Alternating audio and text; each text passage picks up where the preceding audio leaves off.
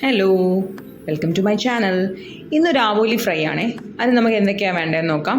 മുളക് പൊടി, മഞ്ഞൾപ്പൊടി, ഉപ്പ്, കുരുമുളക് പൊടി, ഇഞ്ചി, വെളുത്തുള്ളി ഞാൻ സെപ്പറേറ്റ് ആയിട്ട് ചതച്ചതാണ്. നമുക്കിതെല്ലാം കൂടെ ഒന്ന് മിക്സ് ചെയ്യാം.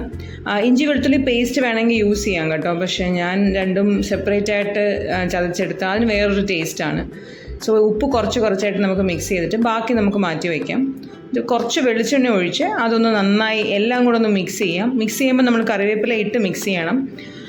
ലാസ്റ്റ് വെള്ളം ഒഴിച്ച് ആവശ്യത്തിന് ഗ്രേവി എടുത്ത രീതിയിൽ മിക്സ് ചെയ്തിട്ട് മീനിൽ നമ്മൾ നന്നായിട്ട് മാരിനേറ്റ് ചെയ്തെടുക്കണം.